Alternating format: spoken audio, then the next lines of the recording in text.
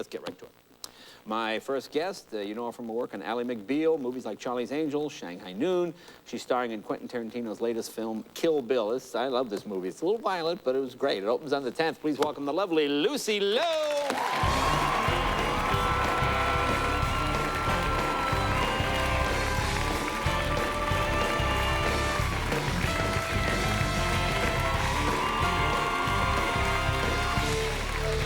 You look lovely. Thank you.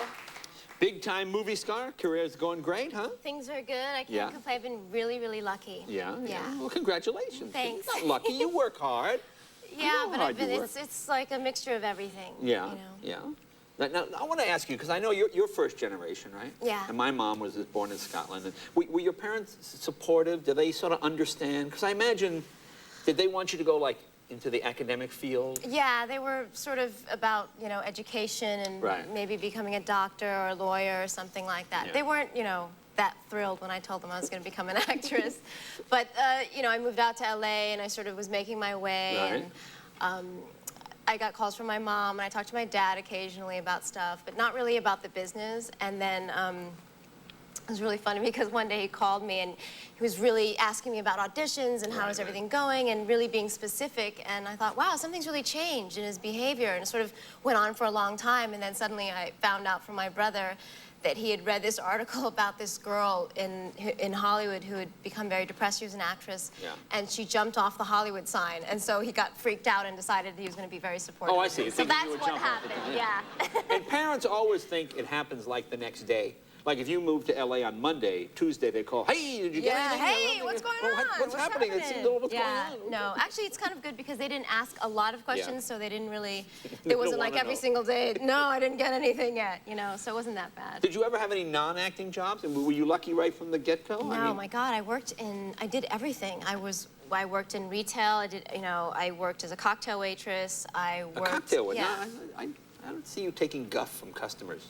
I was a horrible cocktail waitress. Yeah, it doesn't seem... I was so bad. I worked at a comedy club in Ann Arbor, Michigan. At a comedy club? Yeah, and it was so much fun. I loved it. It was when I was going to school, and at the time they had like Rosie O'Donnell come and she was headlining, and they had Tim Allen and people. It was great. I learned a lot. Now, did comics hit on you all the time? That's sort of the comics always hit on. They always have signs in comedy clubs. Do not even attempt to hit on the waitress. They will not go out with you, but it doesn't stop them. No, they didn't. No. Really? No. Did you ever date a comic? No. No, I swear. Really? Yeah. I mean, I love people that are funny, but I haven't dated a comic. Not enough to go out with one. But you never actually went out with a comic? No, I haven't gone out with a comic. Okay. Now, what did I hear? You got a new dog? Another dog? You have a lot of dogs. I got a dog. Yeah, well, I found a bunch of dogs on the street, but this dog... Oh, wait. You found a bunch of dogs on the street. Did they have collars with people's names on them? Or? No, there were stray dogs with, like, mange, and one of them had, like, one of their legs missing, and three legs. Okay, so a three-legged dog. They can still get by. It was an Australian Shepherd, but he found a home. I find them on the street, and then I find them home. Well, how did you find... Actually, he couldn't run away, so you didn't have much choice. He can run. Not well, but he can run. Did he have one of those little sleds? I mean, how did he get around? I don't know. You know, they're a little slower. Okay. Well, yeah, a three-legged dog. You know what's really slow? A two-legged dog. Well, that's really slow. Dragging himself And they give you that one-legged hoppity dog. Those are the...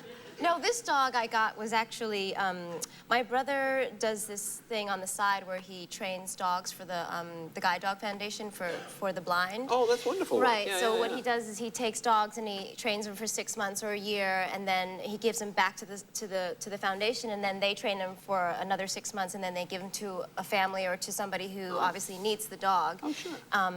So he's been doing that, but it's really hard for him, though, because every time, you know, like every 6 months to a year, I'll get a phone call from him. I'll pick up the phone, and there'll just be dead silence, and it'll be, hello, hello, and I'll realize it's my brother, and he's had to give the dog back the day before. Oh, he gets attached to it, sure. Yeah, he gets really attached to it, so then you just hear, oh, and I realize it's my brother, and he's giving the dog back, and I'm like, it's okay, you did a really good thing, and you're so great, and, you know, it's hard for him. So, but this dog I got was through somebody in London who's one of the breeders, like sells to the Guide Dog Foundation. So this is a lab that doesn't have any, has all his feet and legs and his paws, and his ears are all intact. Didn't pass the test to be a guide dog. His teeth are there, he doesn't have mange. Oh. Yeah. But didn't pass the guide dog test. No, he's a puppy. Like I bought him from them. Oh, I see. Yes. Before he. Yeah. Oh, I see. Okay. I didn't take him from somebody who needed him, but I mean, yeah. Can you imagine? Sneak up behind a blind guy and steal his dog? Yeah, steal his dog. Yeah, just what I need. Does he get along with the other dogs? I mean, we've kind of sequestered him. No, why? Why? Because the other dogs have emotional issues. They're Hollywood dogs.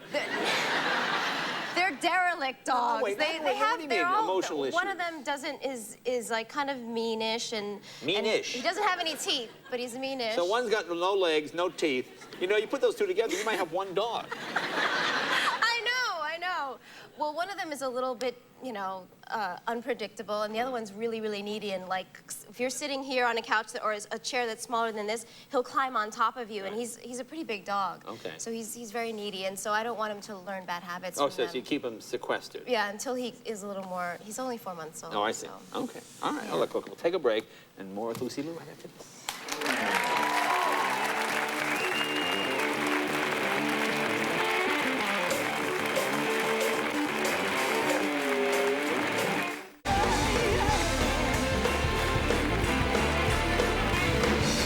Welcome back. Starting with Lucy Liu.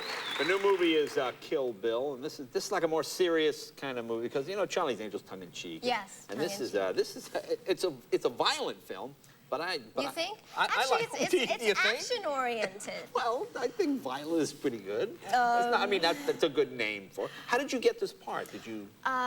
Quentin called me at home. Yeah. He got my number actually through a makeup artist that we both know, and picked up the phone. It was Quentin. And he was talking about the script that he had written, and he had written a role for me, and he wanted to, you know. Then he said, "Forget it. Don't look at the role. Just." And he hadn't given me the role, so it was fine. He said, "Just read the script and tell me what you think." And I said, "Okay, I'll do that." And I was so excited because it's Quentin. Did you know him before this? No, I didn't know him. What is that like when you get a hello? Yes, Quentin, the director. I mean, how do you kind of like talk him along to find out if it's really him? How do you know? No, it was him. Yeah. He's a unique person. He's he's, you know, you can't mistake him for anything but who he is. But he, you know. Did you see him on our show Monday night? I didn't. I saw the last bit of when he was introducing the clip. Jay. No, you know, we were backstage. You know what? He is an eccentric. Well, he is eccentric. That's the thing. I didn't know he was drunk. No, like we're talking back to, he and I are talking about, because we both like early Elvis, so we're talking about Sun Records and the early Elvis stuff and early Elvis films, because he all liked it. I said, great, let's talk about this when we get out there. So meanwhile, I'm doing the monologue, 4 apple martinis. You've got that cart. They have, okay, I just want to say, they have a cart back there where somebody comes by and says, "Do you want any adult beverages?" So they want to get you all riled up before you get here. And we have crack for the kids. I want to put that out there, too. They have crack, cocaine. Who knows what they have back there? Everything.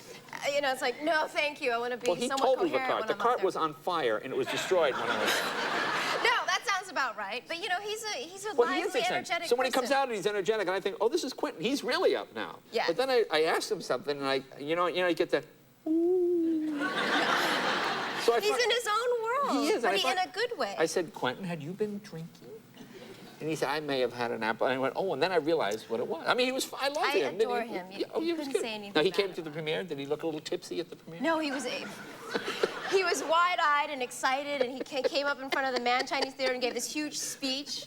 You know, he's like, listen, when we went to the restaurant, I'm not saying anything bad. We went to this Korean restaurant, okay? I just want to give you an example of his sort of eccentricity. Went to the restaurant, and, you know, it's a Korean barbecue, and if anyone's ever been to Korean barbecue, it's like the little barbecue in front of you on the table, and you cook while you eat.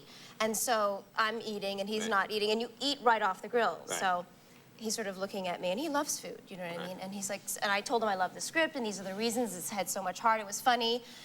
And he goes, okay. He's not eating, and I'm eating. And he goes, well, did you not like Oren Ishii, which is the character? And I go, no, she was fantastic, and she's got a great backstory, and I think the animation is amazing. And I gave her, and he's just sort of sitting there, nothing. He's not eating, I'm eating, and he suddenly bursts out of nowhere. He goes, do you not want to do Oren Ishii?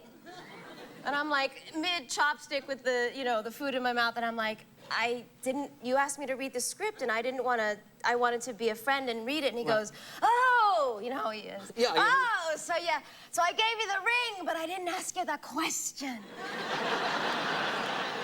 And I was like, I guess so. And he goes, I really want you to do this role. And so that's how it happened. Oh, okay. And that's why he is Quentin Tarantino and unique and you know, doesn't have to be drunk to be No, it excitable. doesn't have to be. It's just one of those things.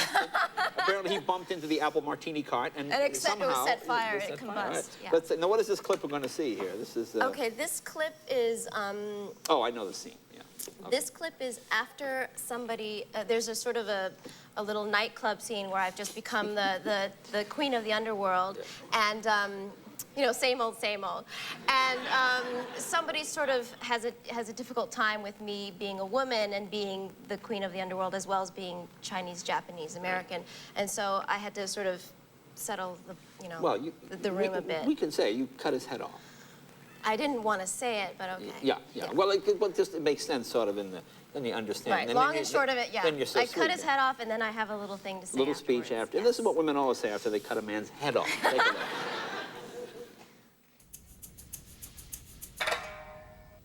As your leader, I encourage you from time to time, and always in a respectful manner, to question my logic. If you're unconvinced a particular plan of action I've decided is the wisest, tell me so. But allow me to convince you, and I promise you right here and now, no subject will ever be taboo. Except, of course, the subject that was just under discussion. The price you pay for bringing up either my Chinese or American heritage as a negative is, I collect your head.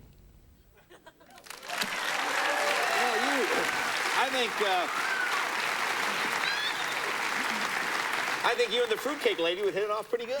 Yeah, if this doesn't work out in, 50 years, I will be the fruitcake lady. You're doing a lot more than 50. She's 93, so you need a lot more than that. So, well, listen, good luck with the movie. You did a wonderful job in it. Thanks. Thank you very much. Lucy Liu will be right back with Dame Edna right after this.